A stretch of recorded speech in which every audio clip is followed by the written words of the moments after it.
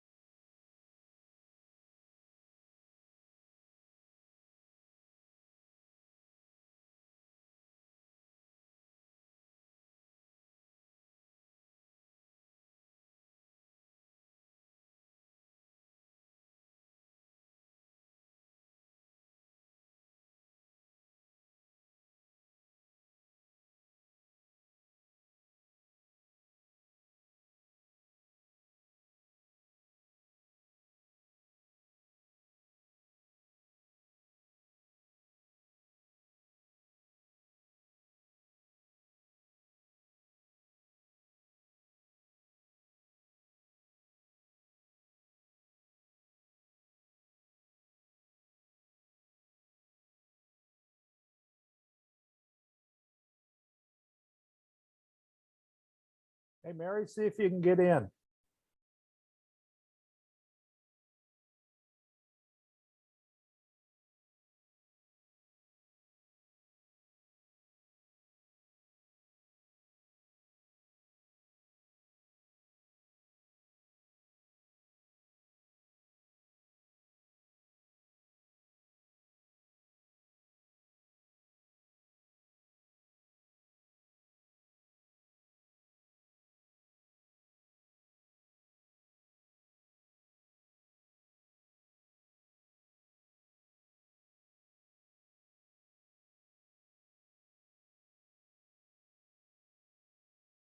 Testing, testing.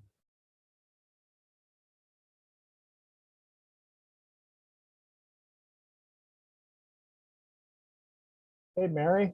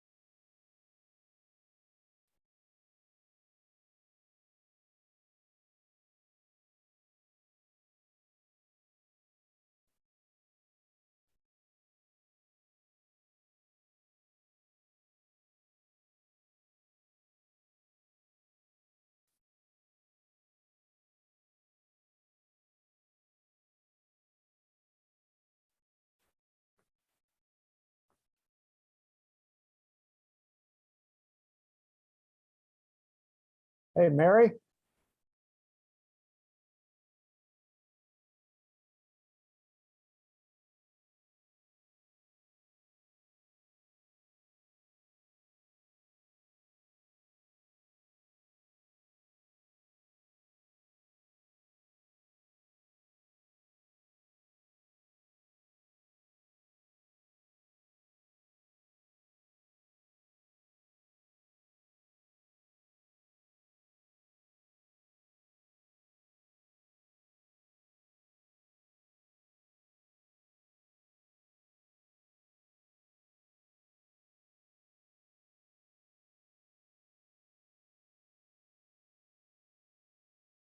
Hey, Mayor. See if you can get into the meeting. See, log into the meeting. Let me see if I can log the month. Okay, all right. Thanks, honey.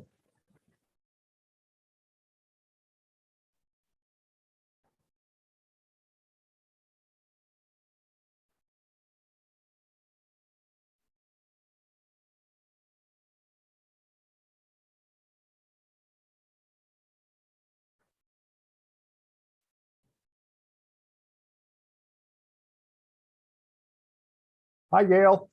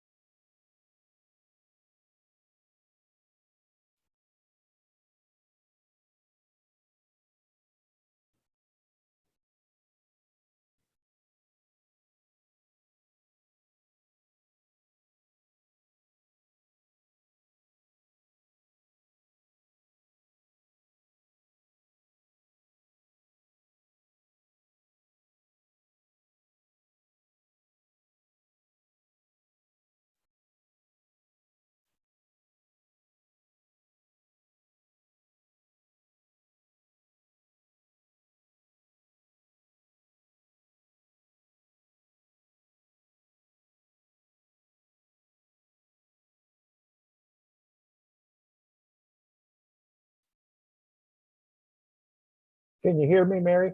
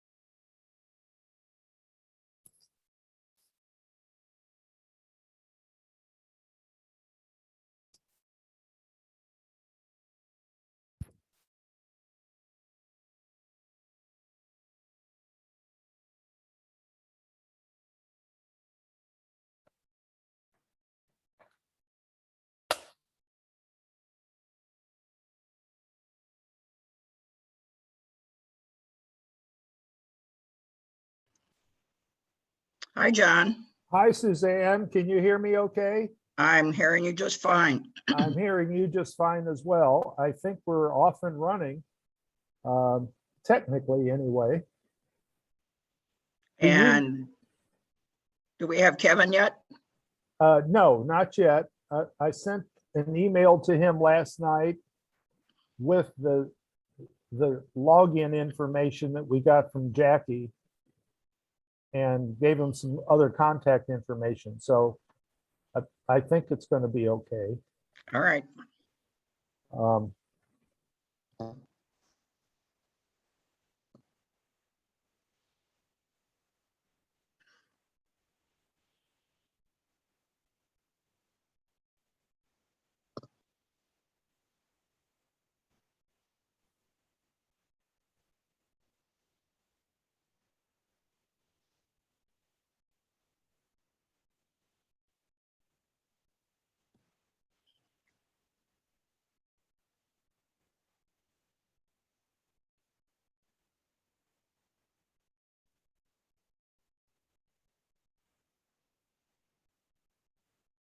Suzanne, Yeah. do you know if Tom is going to announcement of any kind? No, at the beginning? Tom's not on at all. I'm going to make Okay. announcements. Wonderful. Okay. I'm going to make announcements. Turn it over to the speaker. When the speaker's over, if you recall, we said we were going to keep the program open for a while for folks to chat if they wish. Do you remember that discussion? I do. Yes, I do remember that discussion. Somebody ought to make an announcement. I will. There you go. Just let folks know they can stay on and socialize if they want to. Yes, I will do that. Okay, thank you. And I guess we'll have to play that by ear. Yeah.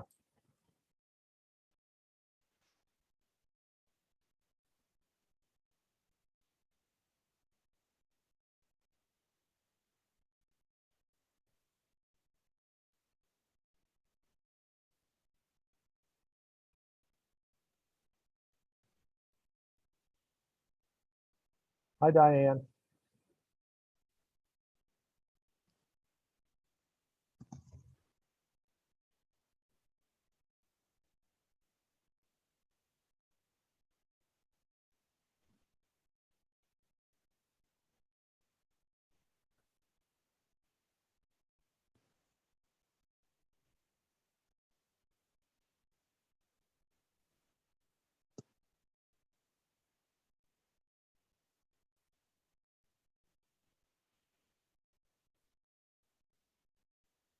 Suzanne, we have had periodic internet outages at our house. And so it might come to pass that I'll just go, my screen will go blank, in which case I think you can handle everything. Okay. Mary and I are on the same network, and so if we both go out, it's an internet thing. John, would you want to call Kevin and make sure? What's his phone number? 618-713-6125. 6187, say again, please. 713-6125. 6125. Calling now. Thanks.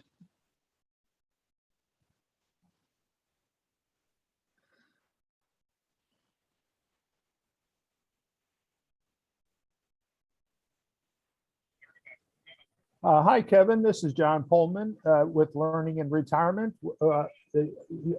We've got the session up, the Zoom session. You can log in anytime you want to.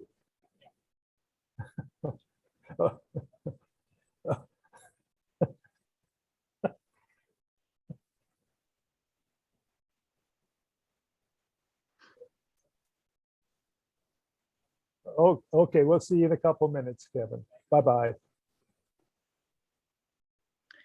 He'll be Susan on in McFall, 2 minutes. Susan McFalls, you've gotten to see me twice in a week. Yes, I have, fortunately. Well, I hope it was fortunate. Yes, I really enjoyed it yesterday. It was a lot. Yes, and I have another class this afternoon.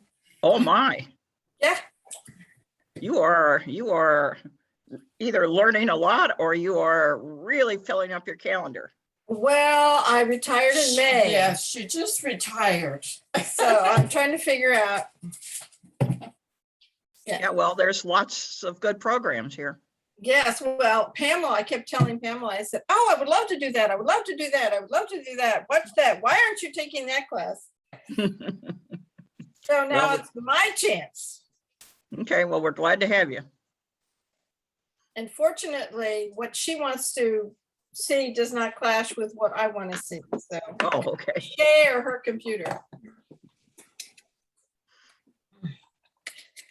So we Yeah, were I have worried about the weather affecting things today, but it looks okay. Yeah, I don't understand the technology, so I have no idea how any of this works. I still believe there's a little ghost in these black boxes that make things work. Well, I had to teach on Zoom for a year and it drove me crazy. Ooh, And I what was level? What Well, level, Mary? I was teaching at Cecil at SIU, teaching. Oh, okay. And so when we couldn't do face-to-face, we were teaching students in Japan at 6 Oh, my. o'clock in the morning. And they're still having classes at 7 o'clock in the morning and 7 o'clock at night. And I just, yeah, got to the point I couldn't do that anymore. Yeah, I don't blame you. And so when we'd have a storm or it was, you know, the Zoom would go out and you're in the middle of your class or you couldn't connect, it was, yeah, very difficult.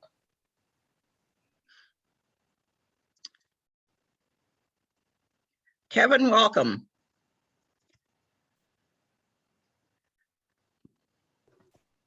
Let me unmute myself there. Okay. Well, Kevin, I'm Suzanne Schmitz. I'm the person who contacted you, so it's good to meet in person after we've had these email contacts. So thank you for being here this morning.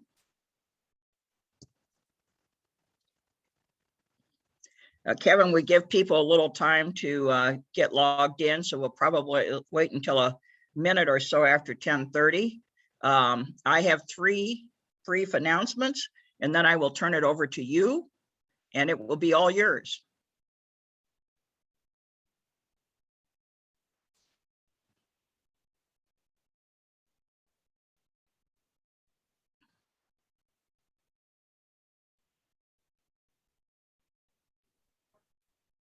Oh,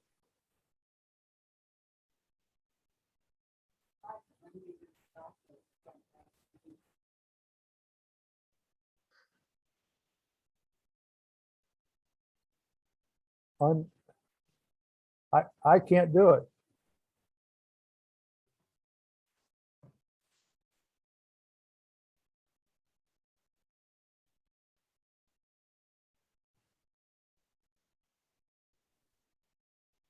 We're having a problem with Kevin's audio, his microphone. I can't get it turned on. Yeah. I There. unmute it and then it mutes again. So I don't know if that's me or You're working now, Kevin. okay, very good.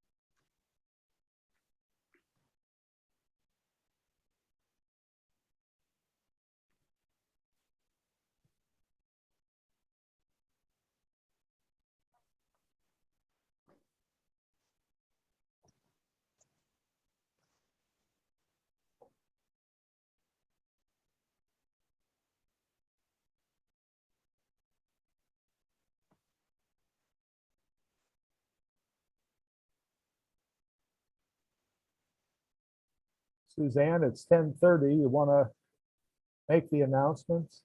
I wait a minute for any light. One, I wait 1 minute for any light ed bits and then we'll start. very good.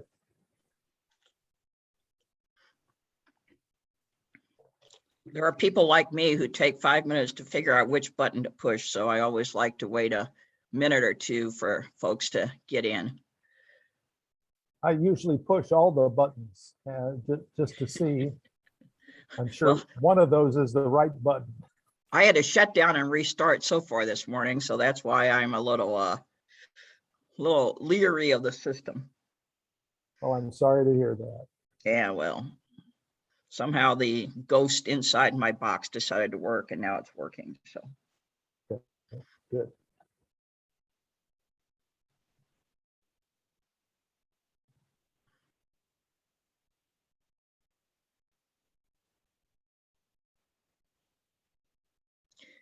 Well, I'm glad that many of you, as you come on, are still staying on video because it's nice to see you, even if I'm seeing you through this miracle of whatever this computer system is. I know we've all missed each other. So good morning. Thank you for coming to Learning and Retirement. I have 3 brief announcements. I actually have 4 because the first one is to tell you who I am. I'm Suzanne Schmitz. I'm filling in for Tom Britton, our president, who has another commitment today.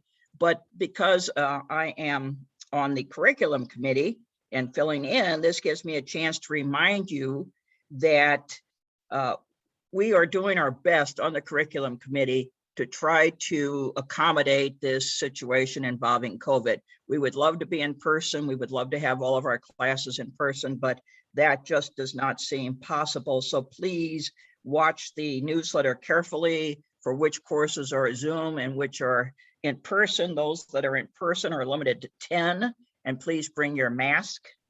Also, bear with us when we've had to make changes. We've had some people had to change schedules because of their whatever personal situations they might have. So please bear with us. We are all living for the day when we can all be together in the same place at the same time.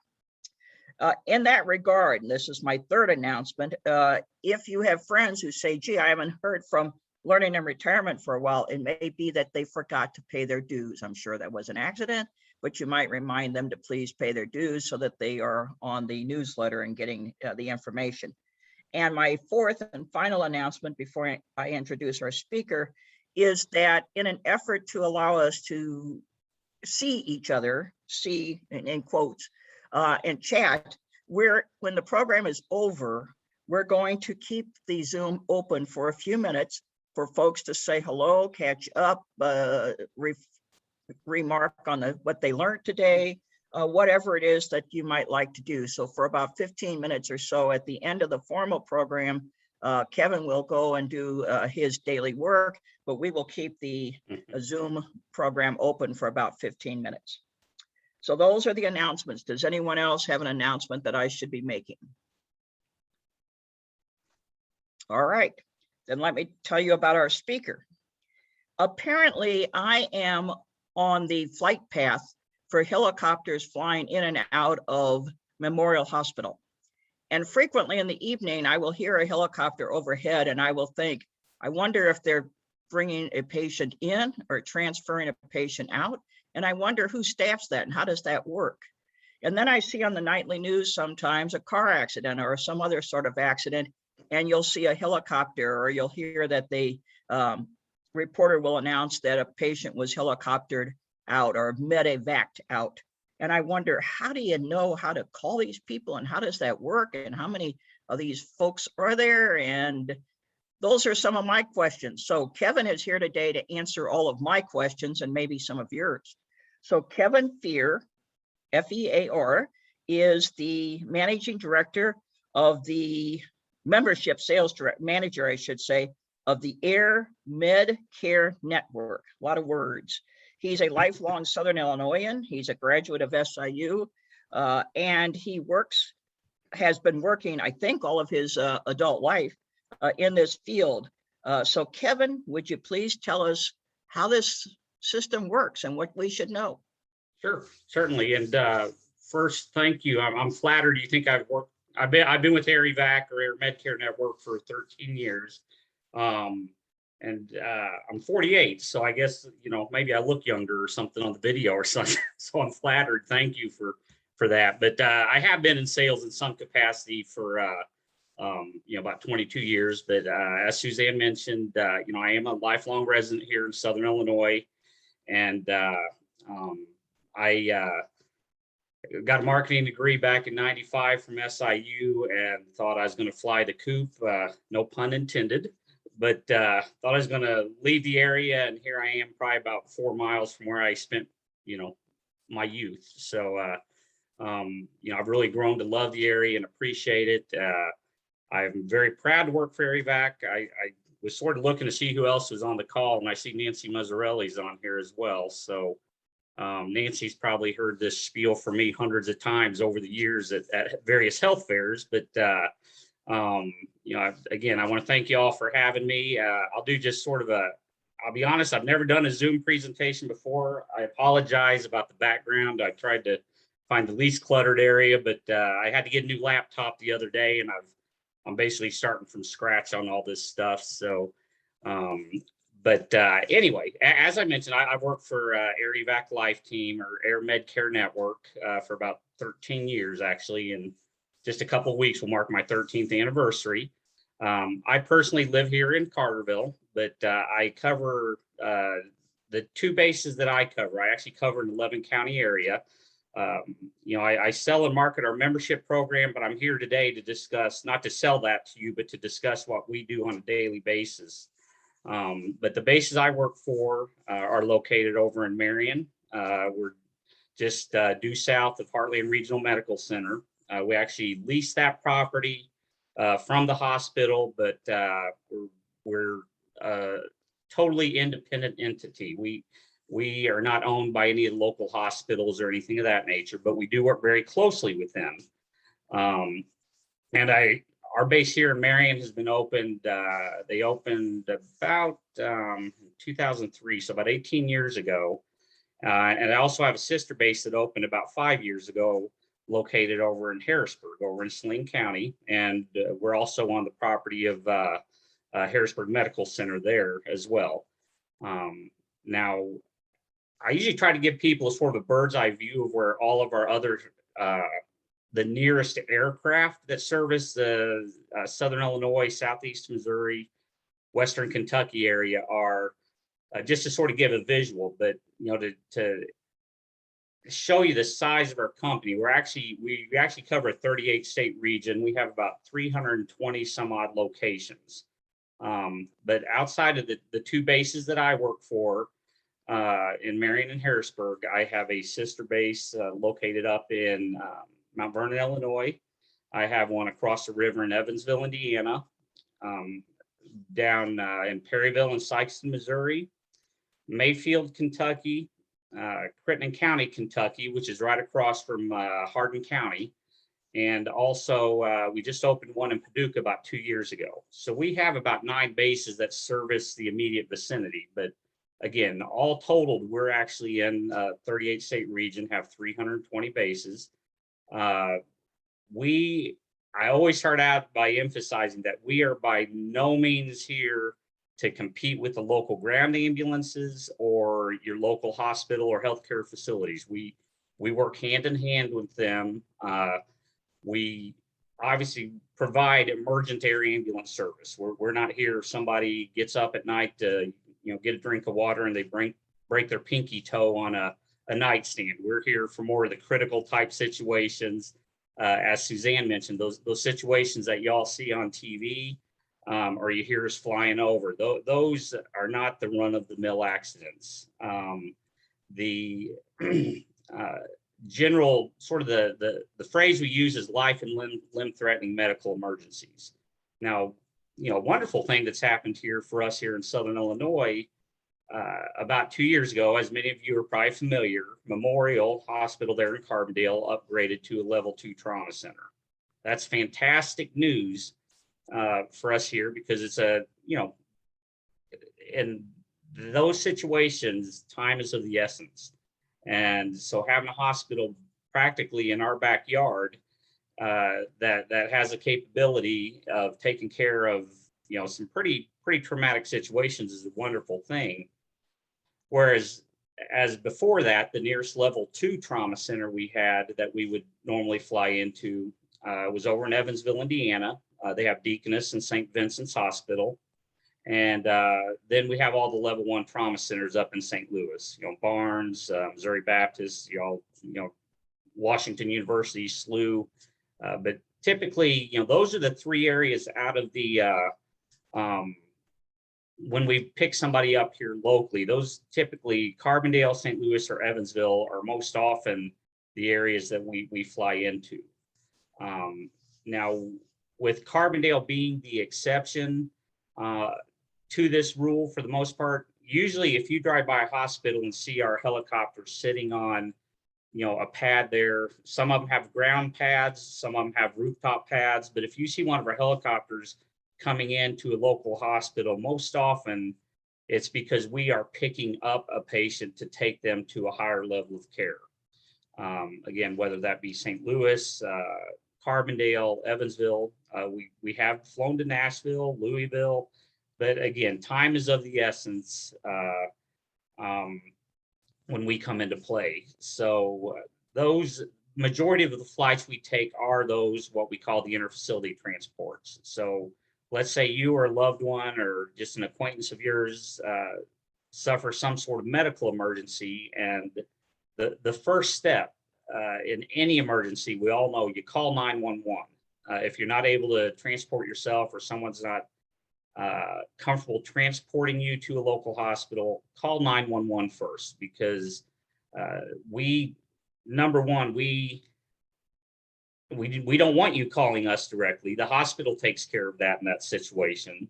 I'll touch on what happens at the scene of an accident if there's a wreck out on the interstate here in a moment. But first off, if occasionally we will get a call at one of our local bases, but there's a lot of information that we need to know prior to taking a flight. And then, of course, we're always dealing with insurance as well. Insurance is a wonderful thing, but, I always tell people, it's great that you have great insurance, but, if you notice your insurance booklet's typically 100 some odd pages long. And that is where, they're not explaining all the time all these wonderful things that they're going to do for you. They're also explaining why they won't or do things for you. So, if someone individually called us directly and we self-dispatched, that would be a huge red flag to insurance anyway. But whenever we get called in for a flight, we'll just start with what happens when a hospital calls us. You're taken by ground ambulance, or yourself or someone else drives you to one of our local healthcare facilities. And, you'll be under their care, and they can, if your conditions worsens or it was already bad when you got there, but they get you stabilized, they want to stabilize you as much as possible prior to flying you to a higher level of care. So once they get you that point, they will, the hospital will actually, they will contact the receiving hospital. We don't just pick up somebody from a local hospital, take off, and then wonder where are we going to go. All of that is coordinated prior to. So let's say Heron Hospital calls us and they have a patient that needs to go up to Barnes in St. Louis. Well, they'll first call that hospital to make sure they have a bed to receive that patient. Now, people often ask, how quick can you get up there? We fly as the crow flies, and we fly about twice as fast as what most average people should be driving on the interstate. I've been passed by people that could probably pass our helicopters going so fast, but we're looking about 120, 140 miles an hour. So we can be up to St. Louis, depending on wind speeds and things like that, probably in anywhere from 35 to 45 minutes. But whenever we get a call, the hospital actually calls our central dispatch office, which is located in O'Fallon, Missouri. And they dispatch helicopters for our entire company. And so once they, they know the nearest available helicopter to that particular hospital, and they will tone us out and give us just the basics of the information. We have, parent hospitals requesting the patient, male patient age 48, to be flown to Barnes in St. Louis. Well, at that point, we have to check the weather because right now, I'm over in Carterville and, it's a little overcast, but we're still flyable. However, if there's bad weather moving through up just south of St. Louis, we're going to have to look at maybe going a different direction. Or if it's a smaller storm, we can maybe divert around it. But we always do a weather check and a safety check, because safety, patient and crew safety is our primary concern when we take a flight. And also FAA, we are under the guise of FAA regulations, so they do set the weather minimums in which we're allowed to fly. But once we, if we do check the weather and it's smooth sailing, so to speak, up to St. Louis, we could fly over to Heron, pick up that patient, and then fly them up to St. Louis and drop them off.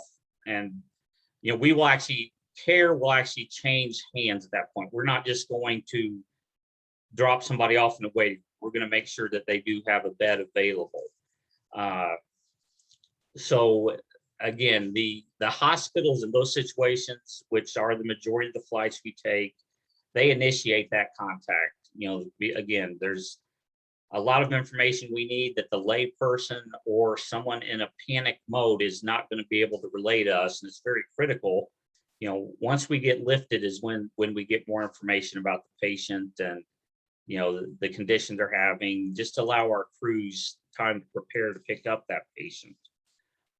Now, the second type of flight we take are what are called scene flights, where usually during the spring and summer months, when more people are out and about, just on the highways and byways, or just going to one of our local parks here hiking, that's when our scene flights tend to sort of go up a little bit.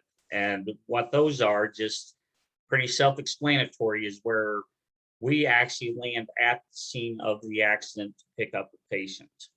And so, let's say there's a bad wreck out here on Interstate 57. The first responders, somebody obviously is going to call 911. They're going to send out police, fire, ambulance to the scene of that accident. And the first responders can actually call for a helicopter. And that's when, it sort of shows how we do work hand in hand with them. And they give us latitude and longitude coordinates. And, I could drive to Suzanne's house if she just gave me her physical address. I could put that in my phone and drive right there. But that is not how our helicopters fly. They have a Garmin in them, a very fancy Garmin, but that's where they key in the latitude and longitude coordinates to get them in the most direct straight line to whatever scene. And so, that backing up to what I said earlier is when people are in a panic state, they're, number one, they're not going to have that information readily available. And number two, it's just going to delay things anyway, because we have to be called out either by, a hospital or first responders. And so whenever we land at the scene of an accident, let's say there's an accident right there in Benton, and there's of course a hospital in Benton just off the square. We're not going to fly a person to that hospital. We're going to fly them to the nearest appropriate level of care facility, which typically, again, is going to be up in St. Louis, over in Carbondale, or over in Evansville. So that's where we work very closely with those the first responders and your local hospitals. And as far as how our bases are staffed, we are there 24/7. We have at our bases, we obviously have a pilot. We have a single pilot, and they work 12-hour shifts. They're on 7 days. We have a day pilot and night pilot. They're on 7 days and then they're off 7 days. And they work 12-hour shifts. Now, per FAA regulations, They can fly up to 14 hours, but if they time out, you know, if they're coming back with the crew from St. Louis and they hit their time limit, we literally have to land the helicopter and have another pilot come in. The night pilot, let's say the day pilot timed out, the night pilot would have to drive up there to fly the helicopter the rest of the way back. You know, we're not going to do anything outside of what the FAA allows. So our pilots, again, they work 7 days on, 7 days off. We have a day pilot and a night pilot. We also have a medic on each flight, and they work 24-hour shifts, and they're on a week, you know, and you know, they're basically off every other day and for a week, and then they're off a full week. And then we have nurses as well. The medics typically, they're the ones that do more of the hands-on care. Now, if you've ever seen one of our helicopters fly over or even up close, we're the red, white, and blue color scheme. But the patient actually, if you envision the cockpit like you do the cab of your car, the pilot sits in what we would think of as a passenger seat. And directly behind the pilot is where the nurse sits. And then to the left of the nurse is where the medic sits. And then the patient in our aircraft is on a cot that where he or she is in feet first. So, and the reason behind that is, you know, we don't have the width to put them in lengthwise or widthwise, but putting them in front to back, that's where we have access to the critical organs and things that we really need to monitor. You know, we don't want they have a bad chest bleed. We don't want, you know, them all the way on the front end of the helicopter. So they are loaded feet first in the helicopter, and basically their head is almost between the medic's legs. And so, but we again, our staff 24/7. So our goal is, once we get a call from either first responders or a hospital, we want to be lifted and en route within usually about 7 minutes, because you know, we have to do a weather check. We have to file a safety, you know, just a requirement for the company. We have to do a quick safety thing that only takes a few seconds, but we have to file that. But also, unlike the vehicles that you and I drive, we can't just get in a helicopter, turn the ignition, and then take off like we do in our cars. It takes several minutes to get get the rotors going, get all the fluids moving, and for that to get up and en route. But once we get a call, typically we try to be en route, lifted and en route about 7 minutes.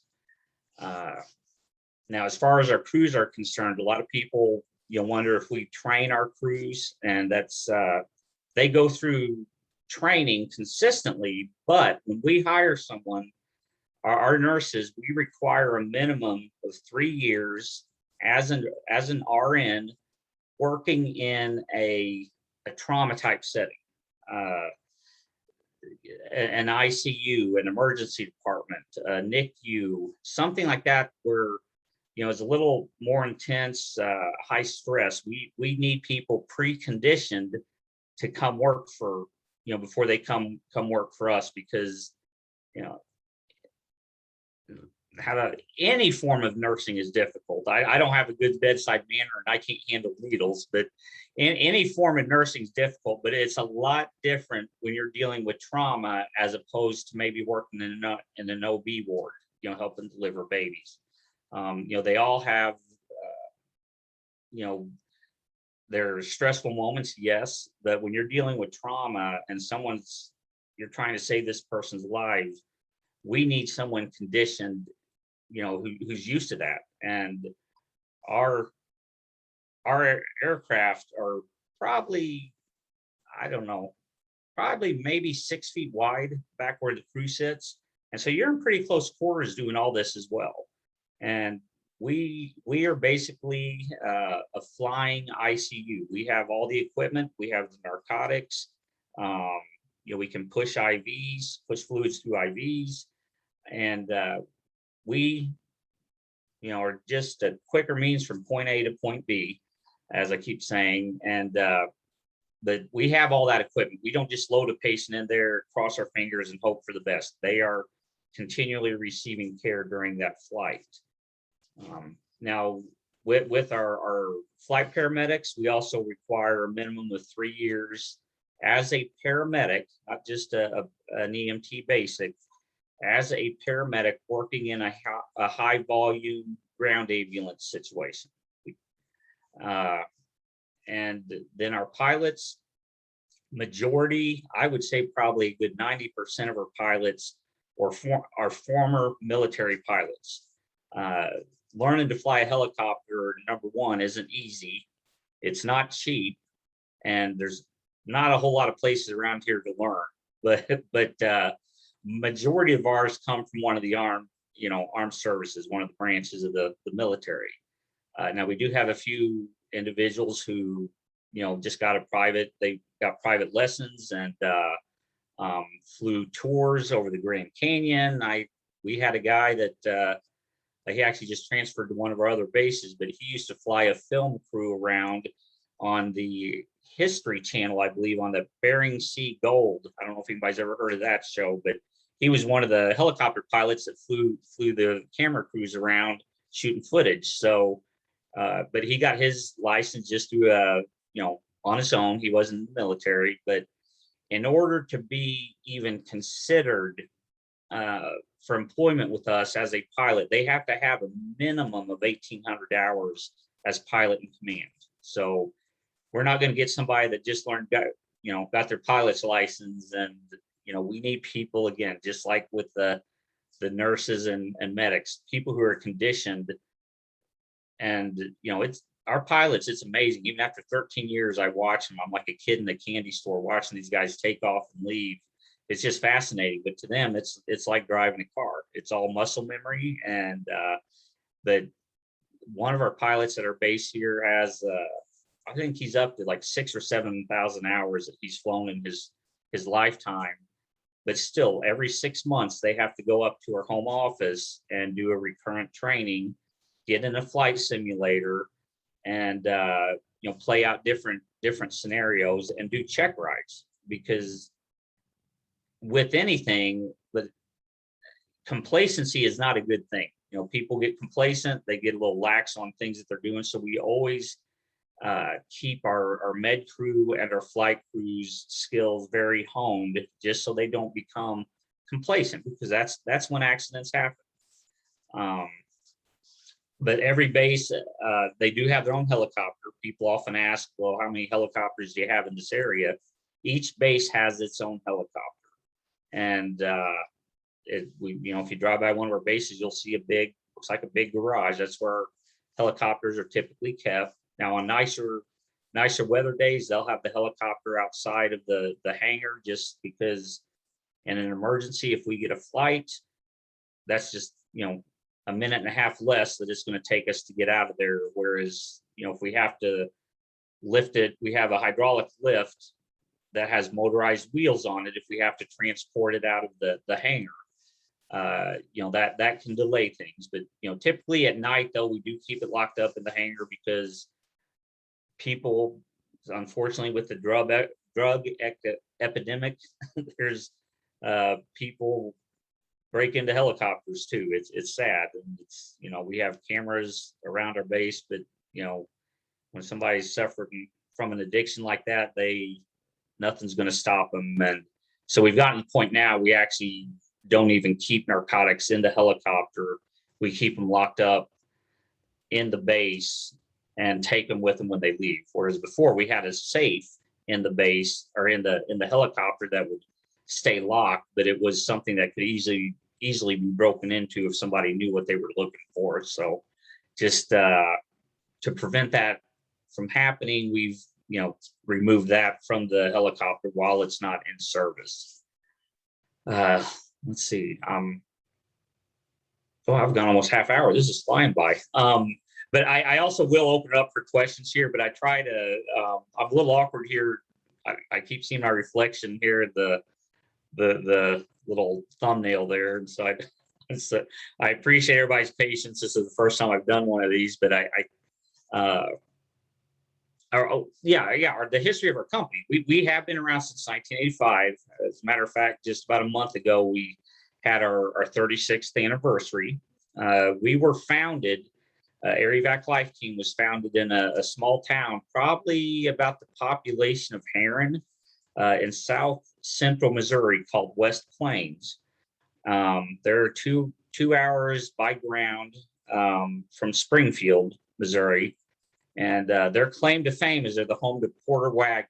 Now, I will be honest, I never knew who Porter Wagner was until I came to work for Air Evac. And there's Porter Wagner Way, Porter Wagner Boulevard, Porter Wagner Shopping Center. And I was like, who the heck is this guy? But anyway, that it's just a remote town in the Ozarks down there that that is to this day still 2 hours from the nearest trauma center. And we, 3 local individuals, founded our company. Now we have more than tripled in size in 13 years I've been here, but we're owned by, a holding company. But our humble beginnings back in 1985 was started by a former military pilot, a farmer, and I can't remember what the third guy was, but they saw a need. Mary, I just saw your question. I'll answer that here in just a second.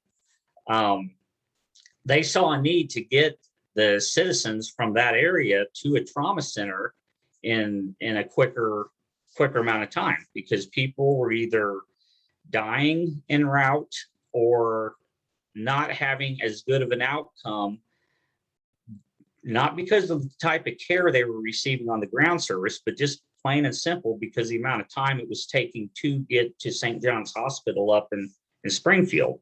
So that's how our company got started. And as Suzanne said, we do have a membership program. If anybody has any questions after that, contact me individually and I can explain that to you. But that membership program is actually what helped our company get started. And Mary asked a question, if our company is the only one that serves our area, and I was actually getting ready to touch on that as well. Now, I already gave you a bird's eye view of where all of our local bases are located that fly under the Air Evac Life Team name. I make it a point not to use the word competition in what we do, because all the air ambulance companies are here for the same purpose, and that's to take care of patients. But now within that same radius, if you sort of draw an imaginary circle from all those towns, that I listed off when I first started, there's only one other company in that radius that they are a fantastic company, all do a great service, have beautiful aircraft, but they are not affiliated with us. And they are just put in a base about 2 years ago between Carbondale and Murfreesboro at the Southern Illinois Airport. And they fly under the name of Arch, and they are owned by Air Methods as their parent company. And they have their nearest sister base is located up in Sparta, Illinois. They're in Randolph County. So they're in that radius here, just within our same, in our area, as Mary asked, those are the only 2 providers that are actually based down here. Now, occasionally, one of the children's hospitals, they'll send down what we call a kid copter.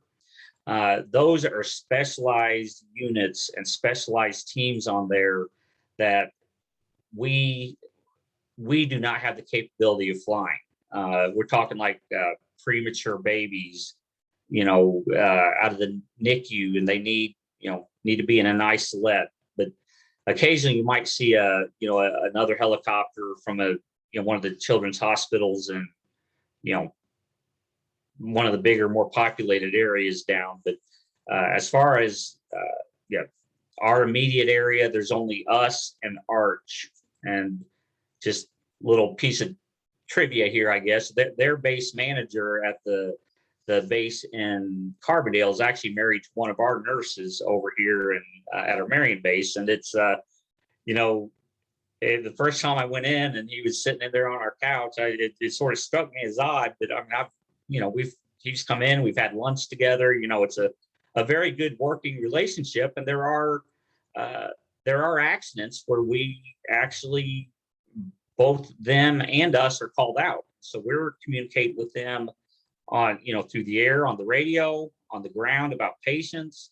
And so, you know, it's a friendly rivalry, I'll say, but I don't like using the term competition because it almost sounds like no offense if there's any lawyers on the call, but the whole ambulance chasing lawyers analogy, you know, we're not trying to beat somebody else to the scene of the accident. We're actually called to the accident scene by the first responders. And, you know, we've worked closely with Arch on several really bad wrecks.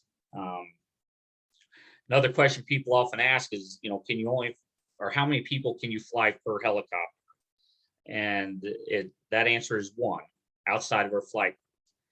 We only have one patient, you know, per helicopter because number one, you're going to get a better quality of care, but also we do not have the room in our helicopter. If, you know, I'd offered to Suzanne if we were going to meet there at the church that we could possibly fly the helicopter out, and that offer is still on the table. If down the road you'd ever want to do that and see it up close, but people don't realize how tight a quarters it is in that. But one of the reasons we space our bases as such within about a 70-mile service radius from one another is oftentimes you would not believe how busy our Marion, Mount Vernon, and Harrisburg bases are. Or if there's a bad accident out on the interstate, we need to send out multiple aircraft. But you know, let's say, for example, our Harrisburg base was out on a flight, and you know, Harrisburg Medical Center or one of the ambulance services over there needed a helicopter. We can fly our Marion base over there within just a few minutes flight time. All of our helicopters are Skytrack radar equipped, so our dispatch knows. I could call them right now and ask where our Claremore, Oklahoma base is, and they could, you know, where that aircraft is, and they could tell me. They know at any given time where every helicopter is. So they dispatch they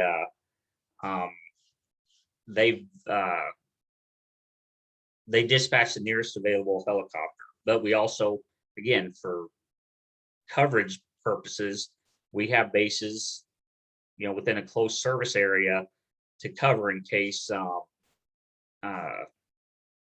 you know, we need additional aircraft or need to cover for another base. So, but that you know, I'm sort of looking at time here. I usually Suzanne's okay to open up for questions at this point, or okay. So if anybody has any questions, I guess go ahead and unmute yourself or type them in here. I can go on a little bit longer too. I just don't want to cut anybody short if they have you know, Mary had a great question. That's probably one of the most common questions I get asked. But Kevin, yeah, I will monitor the chat. oh, and okay, thank break you. in Yeah, with questions, but if folks want to unmute themselves and ask a question now, please do that. yeah, yes, and yeah, Mary asked. Again, this is not a sales pitch, but Mary asked about, you know, our membership program, and now to answer that question, this is the membership program we offer is something specific and unique to Air Medcare Network. We do not have any reciprocity with Arch. At one point, Arch did have, or Air Methods did have a membership program.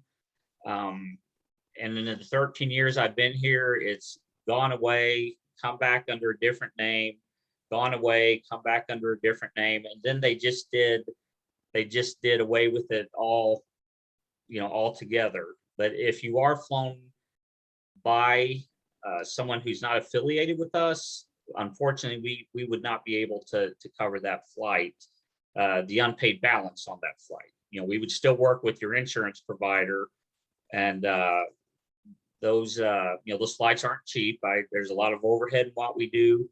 And there's a constant battle that we're in with insurance, cutting reimbursements. But so if we, if it is your right as a patient, however, if you do have an ARIVAC membership and you're at one of the local hospitals, to request us, and they are required by law to request us. And some hospitals even ask, but that's under their own free will. We can't force them to do so. But you know, a lot of the hospitals know that we do have quite a few members here. But if you are flown by Arch or someone, you know, you're outside of our coverage area, and we don't service that area, and you're flown, we would not be able to cover that flight from the membership perspective. We still would obviously, or the company that flew you would still work with your insurance just like we do. But so that's a common concern and a common question, and I don't dance around it. I tell people this is like having if you have a Gold's Gym membership, it doesn't mean you can go into Planet Fitness, even though they're both fitness facilities. This is something that is specific with us. Kevin, let me see if I can clarify. Yes. So if I were flown either from a hospital or from an accident scene by one of either your company or Arch, my insurance might or might not cover part of that expense. The remainder of the expense would be up to me, but if I had joined a program either with you or with Arch, then that membership that I've joined would cover the remainder, or at least part of the remainder of the cost. Am I correct so far? That is correct. Now I will tell you, let me clarify, Arch no longer has a membership program at all. They've Okay. done away with it completely. But you do not have to be a member to be flown. The majority of people we fly are non-members. This is not, and I jokingly tell people you don't get pretzels and drink service on a flight if you're a member as opposed to a non-member.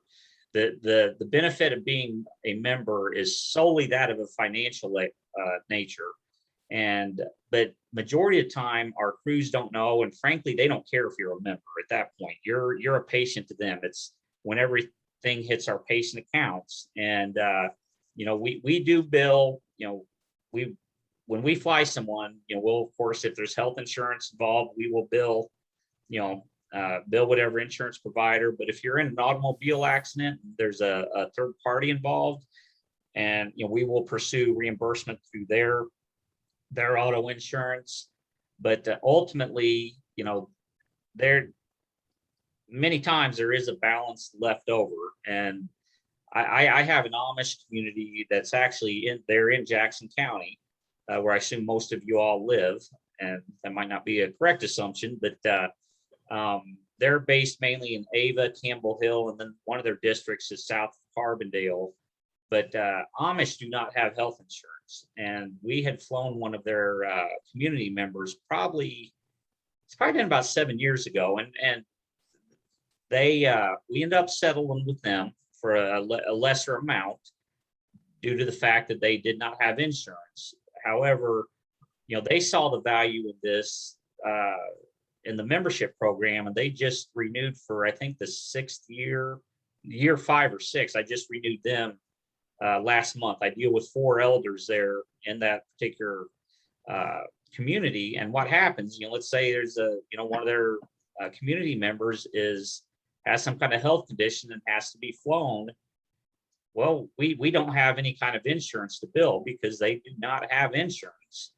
And there wasn't a third party involved. So the membership would, our way of saying thank you for supporting ARIVAC. This is how we got our start. We would write off that balance. So you are correct, Suzanne, in asking that question. If you are flown by us, you don't have to worry.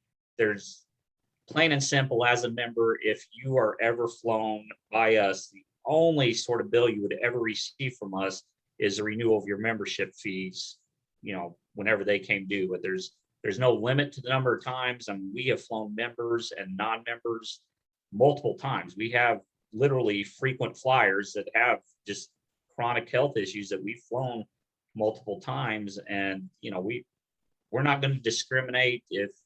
you're a member versus a non-member. We fly everyone. And yeah, so. We have another question. Yes. And while I'm reading it, I'm going to invite the folks on the call here to either chat Sure. with another question or break in and unmute themselves with the question. But we have one pending, and that is, what's the starting salary of one of your pilots? Yeah, great question. Dennis, I believe, asked that. They start out in. I think Dennis might be looking for a new career. I think he Oh, wants really? to train. How many? We're looking for new pilots. So I'll send me your phone number, Dennis. And I'll set you up with somebody. But no, our pilots typically, they start out in the low six-figure range, and it's funny because like our nurses, some of them could make more working in an actual hospital, but they, aside from some of the thrill and adrenaline involved with flying, there's times I'll go over to the base and they'll be all back in their rooms sleeping or watching TV. So, when you're working the floor on a hospital, you don't have a minute to sit down, let alone, even grab lunch for that matter. But, our pilots, they're compensated well, but, if they're, unlike me, I'm part commission, part salary, but these guys, they want to fly. They're doing this because they enjoy helping people. They enjoy flying, but if they're getting paid the same amount, regardless if they're asleep in the recliner or if they're doing 5 flights a day.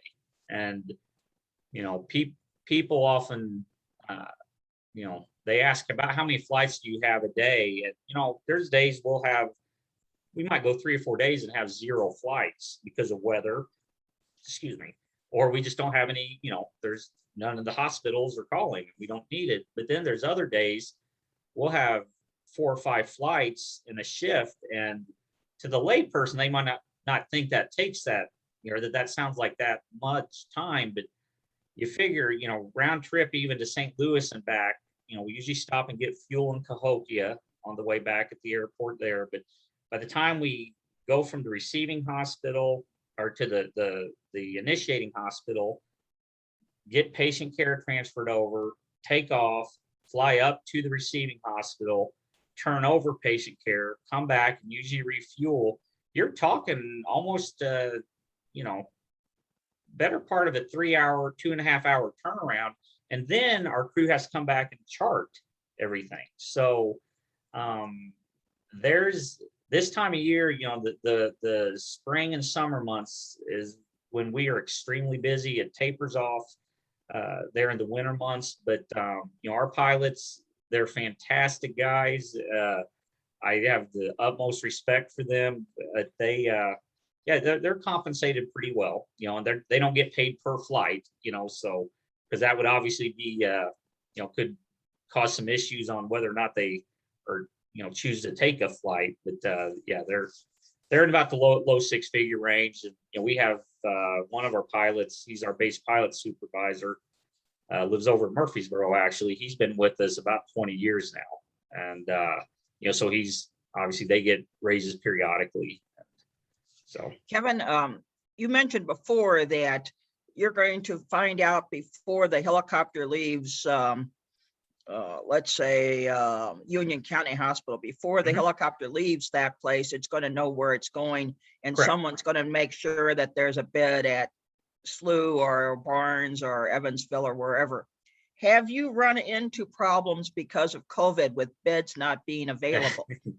That's a very routine problem for us now, and I think it's part of the reason.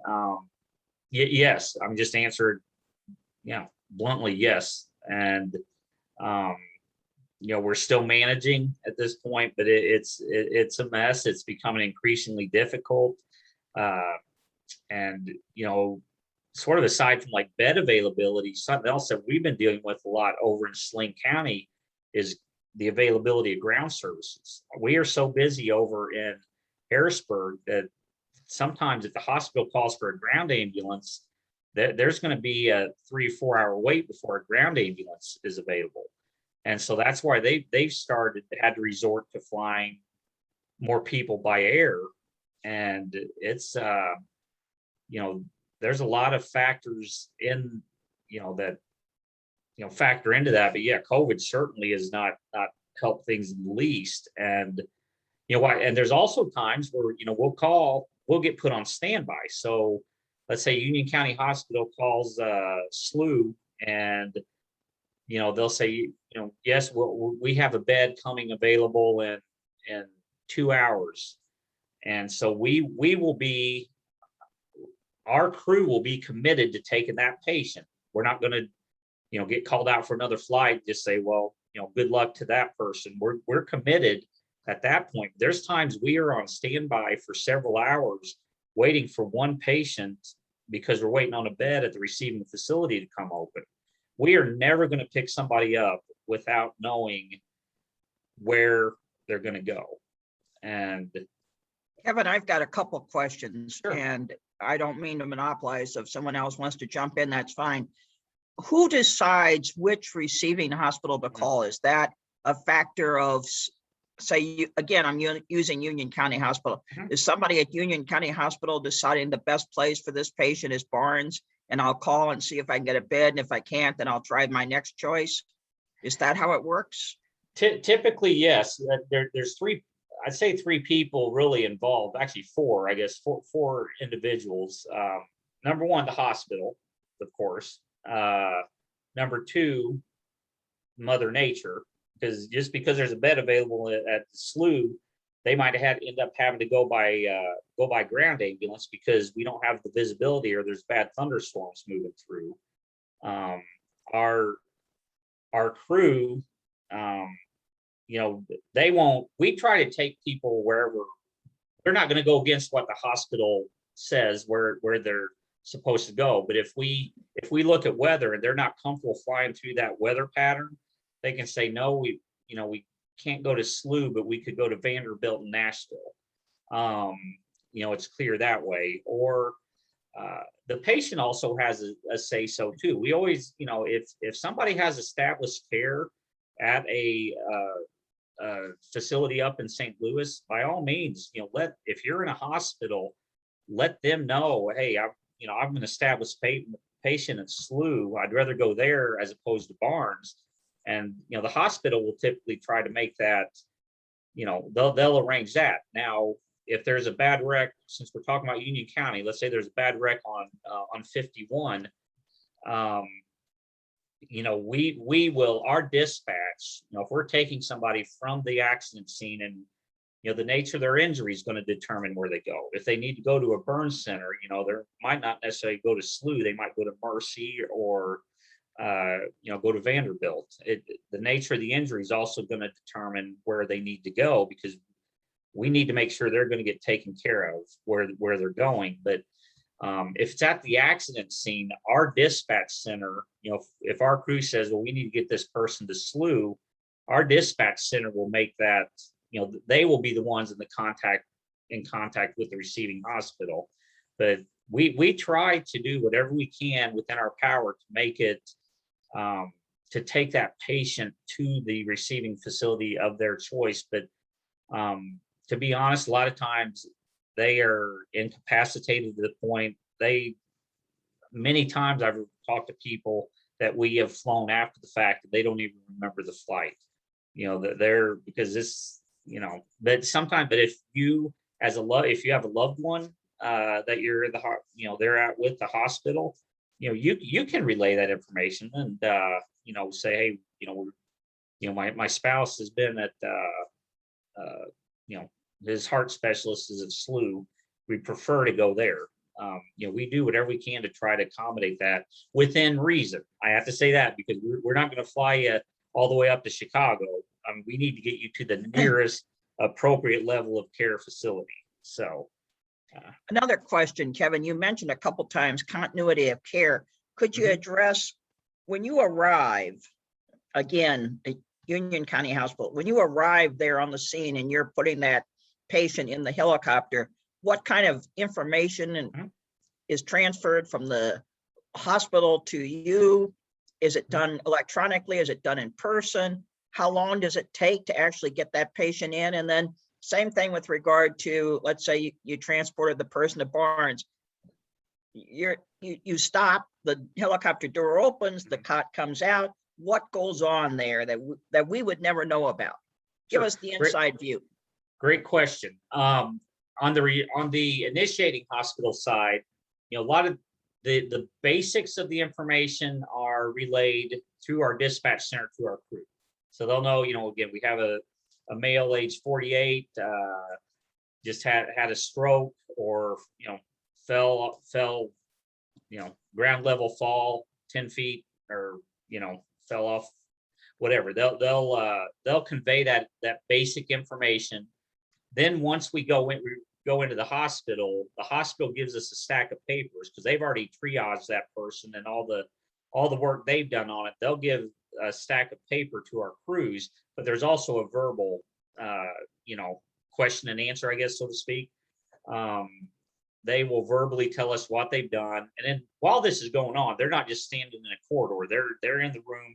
Our crews are unhooking them from that hospital's equipment, hooking them up to ours, because we don't leave with the hospital's equipment if at all possible. Does it happen from time to time? Yes, but we always, the chances of that equipment getting lost or us having to make arrangements to get it back to that hospital are, pretty, can be pretty tedious at times, as busy as we are. So we, as they're talking, usually like the nurse is getting more of the verbal, while the medic's doing the work on transferring, he's listening, or he or she is listening, and they're, getting everything transferred over. Now, when we come in on final, we'll radio the receiving hospital, just like a ground ambulance does. When they're a few minutes out, they'll get on the radio to the receiving hospital and, give them all the information, what kind of IV drips they're on, if any, their vitals and all that, and everything like that that's necessary. And then whenever, we land, most of those hospitals up in St. Louis are rooftop pads. They'll send a security guy up, and then, some nurses up to meet us, and, we'll wheel them into the elevator, take them down to the emergency department. And during that time, information is being exchanged. But now the only thing that's done electronically is our charting that stays, within the confines of our company. Our charting is submitted to our patient accounts department, which is still located in West Plains, Missouri. But anything we don't electronically, I'm sure there's probably some sort of privacy issue, privacy thing behind. We can't just email, somebody's health stuff to the hospital on our way in, because, if you accidentally put in the wrong email, there's situations like that. So it's all verbal, but well, with the exception of when we pick up, a patient, that, they do give us, a stack of cover sheets is what they call them, what our crews call them. So.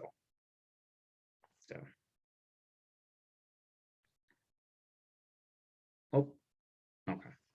Thought I saw a new Kevin? question pop up there. Kevin, I'm Yes. going to do a last call for questions here from the audience, as we're nearing the end of our hour. And while I'm waiting for any last questions, Kevin, if somebody wanted to join your membership, how would they get in touch with you?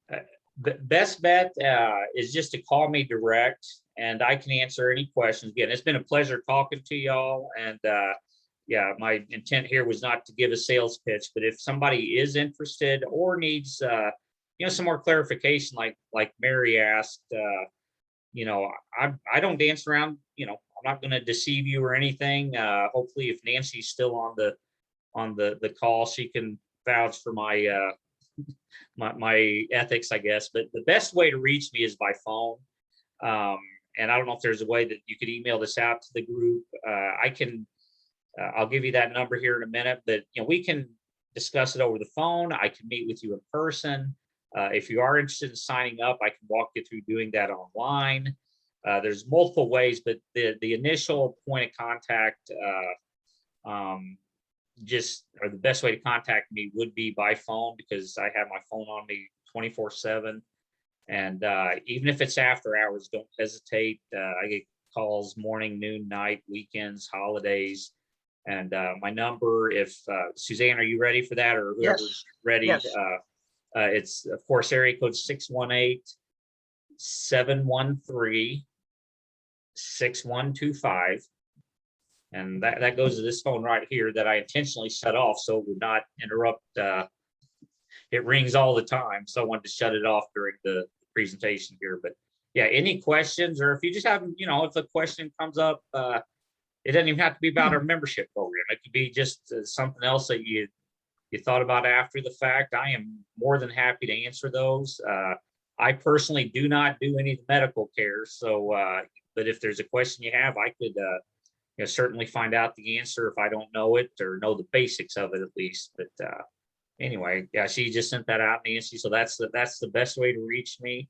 And again, I certainly appreciate the time. And Well, Kevin, if we ever get to the point where we can actually see each other, maybe we'll call you and see if the helicopter wants to fly in, if it's not otherwise busy. But next time, every evening around 8, 9, 10 o'clock is when I hear helicopters go over. So the next time I hear one going over, I'm going to remember what we learned today. Well, so thank you very much. I will remind our members that as we close off the program, we're going to keep the line open for about 15 minutes for chat, but let's thank Kevin. Thank you, Kevin. Thank you all. It's nice meeting you, I guess. So thank you, Suzanne. I'm gonna go ahead and log off now. So thank you. All right, thank you. Bye-bye. Okay, Dennis. Yes. Dennis had the idea that it might be good for us to stay on for a few minutes and just actually have human contact with each other. And you know what happens when you have a good idea? You get to work on that good idea. So Dennis, I'm going to ask you if you want to sort of start us off. Why'd you think this would be a good idea, and what might we do for the next 10, 15 minutes or so? Well, I think one of the things we're missing during this COVID thing is just talking with each other, seeing each other and talking with each other. And I think the social part of learning the retirement, yes, we learn a lot of things, but the social part is very important too. So I thought this would be a good idea to just talk and let people know what's going on. Suzanne, I thought you did an excellent job acting as master of ceremonies there. And John, thank you for being the tech person to let everybody in and get that going. So I think it worked very well. I just got back from the Grand Canyon. I did not take a helicopter ride. They were a little expensive, maybe because the cost of the pilot was a little pretty high, but we had a great visit out of the Grand Canyon. And if you haven't seen that, I hope it's on many of your bucket lists in the future. But we're back where we feel good. We're safe. We went with Road Scholar, and they took all the precautions that we would hope they would take. But we're back and rested, and everything is good. Thanks to God. That's my report. I'd like to hear what other people are doing. And some folks might want to turn the video on so we could actually see you, but if your circumstance is such that you don't want to turn the video on, that's okay too. Mary, I'm curious as to why you said you were interested but reluctant. Could you tell us more just about your thoughts? Well, I get all these ads in the mail, as I'm sure most of you have. And I did wonder, I was aware that there was at least one other company. And I have a friend who was flown from Memorial Hospital of Carbondale to I think St. Louis University Hospital. He was not, as our speaker said, he was not even aware that he had been flown, but he got a bill. So, but I was just curious, if you were flown by a different company than the one that you had bought the membership, it's obvious, but I wanted clarification of that, that you would not be, you would be responsible for the payment. And I really don't know how well our medical insurance covers. I'd have to look that up. I don't know how well our insurance would cover air evacuation. So that's why I asked the question. But I wanted to mention something else to the group. You know, we've all been doing Zoom for quite a while now, and I just discovered today the closed caption option. It's wonderful. Much better closed caption than what I get on the television set. So, and it's very rapid. So for those of you like myself who either are hard of hearing or don't quite understand what a person's saying, it's really nice to have the closed caption underneath. How does it work, Mary? Which buttons do we push for that? Well, I'm on full screen, and right now I was on the speaker view, but right now I'm on the gallery view, and one of the options down at the bottom says live transcript CC. Anytime you see that CC, that's closed caption. I just had to click on it. Now, I got a message at the beginning said closed caption was activated. I don't know if that's something that John did. Thank you, John. So the tech person or the person who initiates the Zoom meeting apparently has to turn on the closed caption. You have to thank Bobby because she asked me to turn that on, so I turned it on. So Thank you. I don't, the only credit I should get is for pushing the button. That's all. Thanks, Bobby. Once again, it takes a village to do these things. I was Suzanne? struck by something I read in the paper the other day related to COVID and emergencies. And it was this, that currently with the fact that some hospitals can't even take an emergency patient, the ambulance, and here I mean the regular four-wheel vehicle ambulance, would normally make a 10, 15, 20-minute trip to a hospital, turn around and go back. Now, if they're having to go to a hospital 2 hours away, that's a 4-hour, maybe 5-hour trip that one ambulance is tied up because it's having to go out of the area in order to find a bed. I had not thought of that aspect of the situation, and I just share that. I don't know if anyone else saw it, but that struck me as another issue related to this whole COVID situation. Suzanne, this is Yeah. Carolyn. I'm Hey. going to go back to the air evac thing. My mom was in the hospital in 2010. She was here at Heartland Regional, and she had to go over to Barnes, and she was flown over by air evac in 2010. My mom was, of course, on Medicare, and their supplemental was United, the miners insurance. And air evac worked with the miners for what they would pay. I don't think Medicare paid anything, but I'm not sure.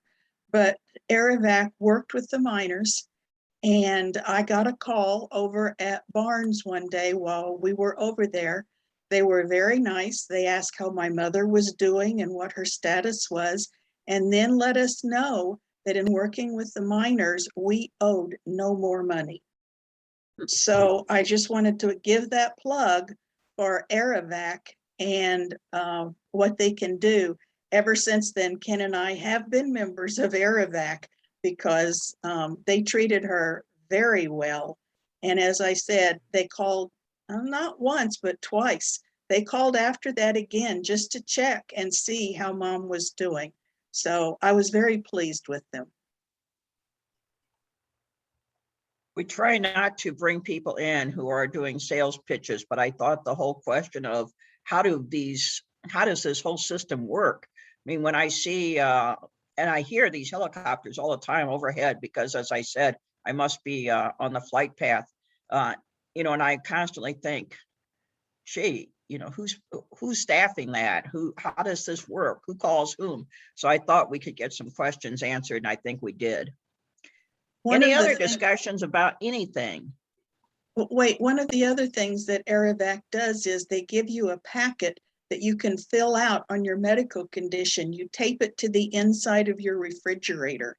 And if someone comes, ambulance or anything, they can go, and you're unable to work with them, they can go to the refrigerator, pull that off the side of the refrigerator on the inside, and find out everything they need on you in terms of what medicine you are taking, so on and so forth. So that's another thing that they do. Yeah, I had a off-topic question for Dennis. You mentioned you just got back from a Rhodes Scholar trip, and I was curious what extra precautions they did take. We've been looking at Rhodes Scholar for some time and thinking about doing one of those. Yeah, Tom, Learning in Retirement is considering possibly using Rhodes Scholar for some of our future travels. Not very soon, or we're talking months or a year or so away, but so that's a relevant question. Rhodes Scholar is very safe. All of their staff are vaccinated. All of the people that travel are vaccinated. The first thing they wanted to see from me when I got checked in was my vaccination card, and they wrote down all the numbers and everything. So they take every precaution. They space out as much as they can, and as I said, all participants and staff are fully vaccinated. I'd like to add that Rhodes Scholar is doing some online classes that you can take. I did their Easter Island program, which was 3 hours a day for 3 days. It was excellent. And I'm doing another one in October with them. So you can do that from home already. Great, How much thank does you that very much. cost? The 3-day one was $349.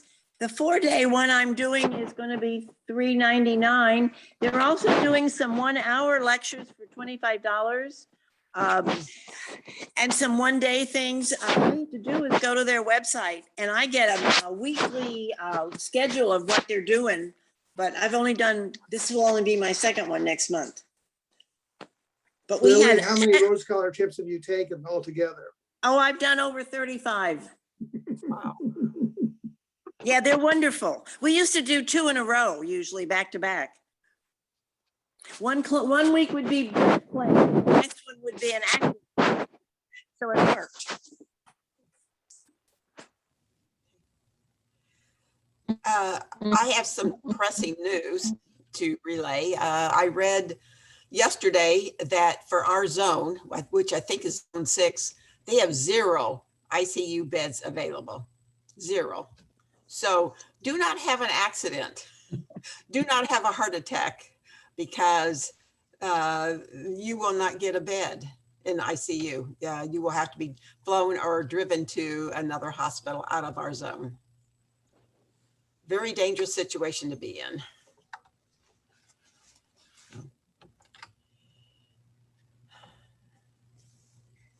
We wanted to open this up for anything. So anything on your mind that we can share, at least anything we can share publicly. I don't know if the government regulates Zoom, but we don't want to give away any secrets that the CIA wants to know about. But anything else that folks would want to share or ask about? I have one more thing to share. My Rotary Club is helping with the Afghan refugees that are coming from St. Louis. Some of them are going to end up in this area. So they need household items and cleaning products, and of course, personal items. So if you have anything that you can donate, dishes, cooking ware, cleaning products, furniture, clothing, gently used clothing, let me know. or there's an international refugee services organization that's in this area. And I don't remember the contact information for them, but if you contact me, I can forward the information to them. Fran, Yes. I just got a day or two ago an email from a member of our church that was sort of spearheading this effort to collect. And she sent a message indicating, due to a generous outpouring of support, the International Institute of St. Louis has suspended requests for household items, at least temporarily. So that may be a different organization than the one you're talking about. I don't know. I just heard this information last night, so I don't know. Okay. Thank you. Suzanne mentioned that the curriculum committee is concerned about speakers giving sales pitches. We've had several requests from people that want to speak to our group, and we've been very careful not to let people give sales pitches and try to recruit business through learning and retirement. I think Kevin did a good job of being informative without giving a sales pitch. He was told that we wanted to learn about Arabac and his work, but we didn't want to hear a sales pitch. I thought he did an excellent job.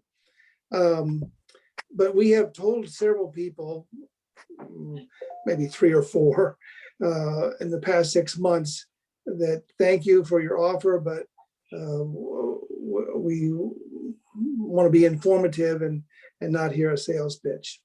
I appreciate that. Very good. Thank you. But Kevin was good, and he was only answering questions when that was asked directly, and I think that was fine. Well, next month, excuse me, speaking of COVID, next month, our speaker is Dr. Maura Connolly, Dr. Marcy Maura Connolly. She is the medical director of the SIH system. She's one of the people that you sometimes read about in the paper or quoted in the paper, or you see on the news talking about the situation.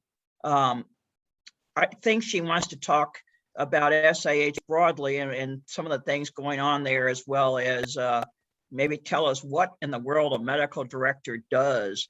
My image of medical directors is totally from television. And on television hospital shows, and Mary, you can tell me how biased and slanted my view is, but on medical shows on television, which I know are 100% accurate, the medical director is always an old guy, an old man, usually white, usually does nothing in his life except hang out at the hospital, and that's his whole life. Well, Dr. Maura Connolly is not a man, not old, doesn't just live at the hospital. In fact, she's the system medical director. So I'm sort of curious to learn more about what a medical director does, as well as more about the views that she will have. So that's next week's speaker. In November, the speaker is from archaeology, and I'm totally blanking on anything else about that person other than will be something about archaeology. Dennis or John, can you add? Well, we know it will be good. We know it will be good. Suzanne, it's going to be on the archaeology of the Trail of Tears. There you go. So we try to bring folks in on a variety of topics. We try to hit all the areas, the arts, the politics, literature, science, the economy. We're going to have somebody in the spring on this ransomware crisis, where suddenly a hospital or a business gets shut down because these ransomware people take a hold of their computer system and hold it until they pay a ransom. I find that, since I don't begin to understand this technology, I just find that terribly fascinating, but terribly scary, because I show up at Memorial and they can't get my records because somebody just held them, is holding them for ransom. I mean, that is a very scary situation. So there's yet another speaker coming up that we can learn something. And with that, I'm going to shut up and see if there's anybody else who wants to add anything before we close this I off. have a little something to share. This is Judy Stewart. I'm on Tom Stewart's computer listening in this morning. And this Saturday in downtown Carterville, there's going to be an art stroll that's a partial benefit for the cancer survivors. It's a program through SIH and SIUC.